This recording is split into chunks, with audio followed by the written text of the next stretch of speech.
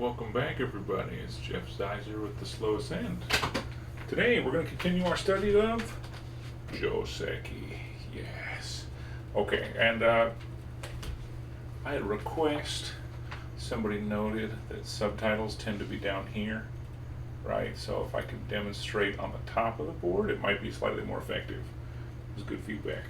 I'm going to try that. Today we are going to continue our study of joseki. We're going to start with ones I'd say are hard.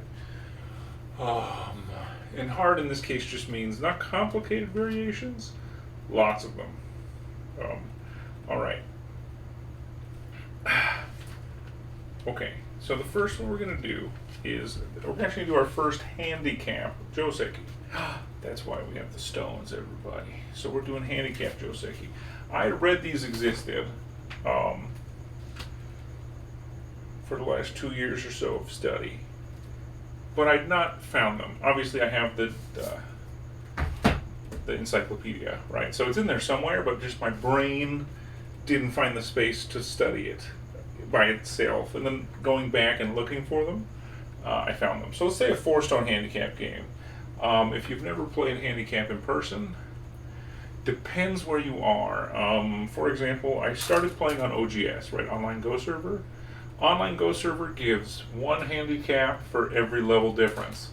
I do not find that is the case in real life.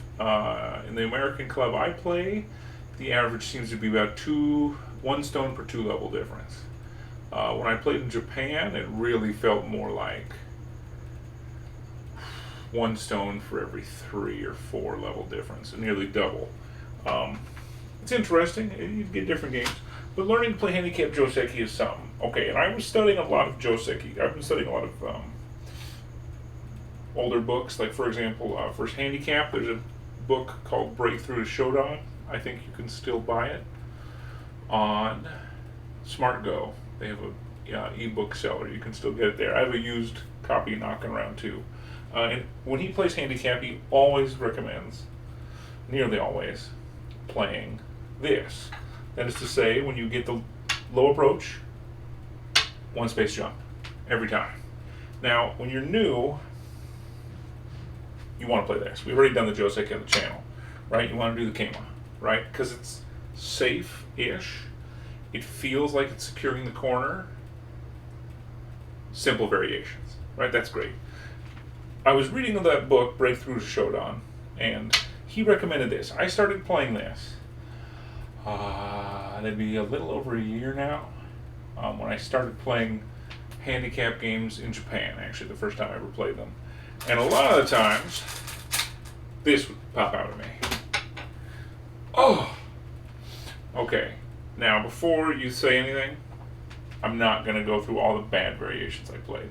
The short answer is, when I was, how bad was I then? Maybe 15, 16 Q on OGS when I was in Japan.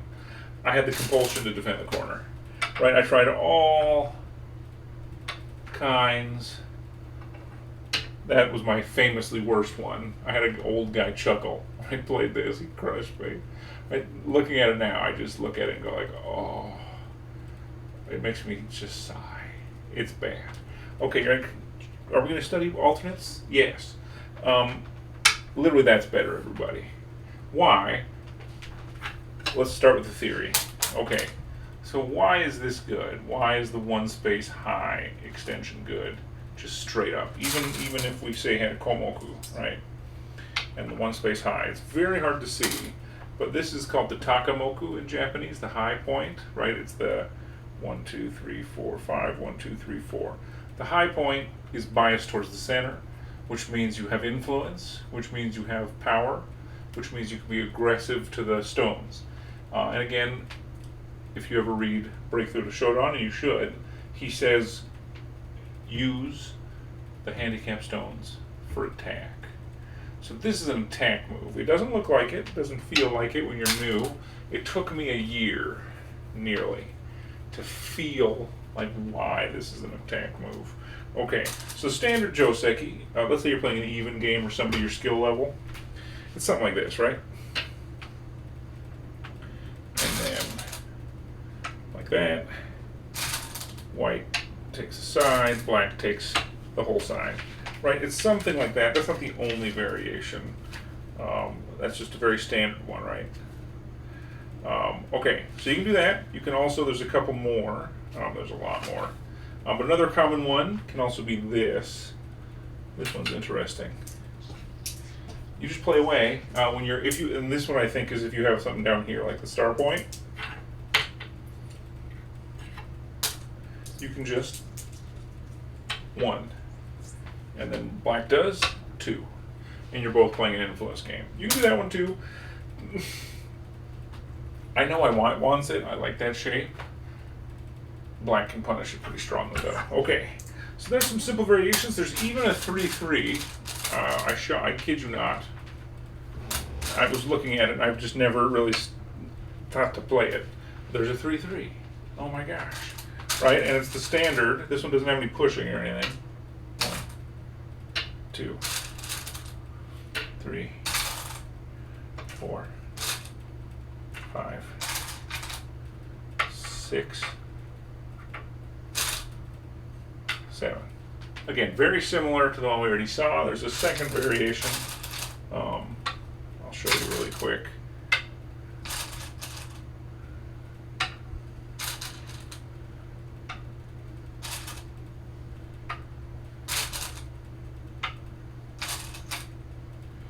And it involves a little bit more of a funky move. Did I do that right? No, it's this. It's that. Excuse me, everybody. And it's something like this. That. Closing it. White can go a little further. Again, it's interesting. I've never played it in a game. I've never seen it played. So what I say, it's great. It's good. I would play it. I can't tell you that I'd play either of these. It's good to see they exist. This one has co-potential. I might have even misplayed it. There's a chance that you can do that. Oh, you can't really see that. Sorry, everybody. Scoot down a little bit. There you go. There's some co-potential. Yeah, not my favorite. Okay. Again, if I messed it up by 1 stone, I don't even apologize. Oop. I've never even seen it played. So it's beyond the ken of my mental framework to worry too much about it. I just play that. If you ever get 3-3, it's right fine. Right, black got the influence they wanted. And again, right, just pointing it out, black's got a wall out, white got the corner. And reminding everybody, when you're dealing with star points, right, they're biased towards the corner, obviously. Okay. Man, there's so many variations I've never seen played. There's even another one. I'll show you guys really quick. Again, I can kind of see it in a handicap game where you go out, just a 3-space extension right away. And black has some answers, right? Black, and again, black standard is that. Let's take this off. Right, that's a pretty strong move. White can still, by the way, invade the corner. Again, the Aji is basically the same, although I think it would weaken this stone. And black, of course, can do some pincer business. We'll think about that one later. Again, the only time I've ever seen this is if I played it. I've never seen it in a game independent of the play I've done. All right, so that's the first bit of this. Again, to remind everybody, standard is just 1, 2, 3, 4, 5. White gets a nice side position. Oh, I'm sorry, we missed one. Haha, you gotta do that first. And then you can do that. And again, white does get Sente, which that's right nice for any of these corner approaches. And this is a powerful move. I would not take it. You always got to remember to your costume, everybody. I was looking at a variant where you don't have to protect the corner. Protect the corner. It's better. Again, already there's a white variant that can do this to you. Again, do that.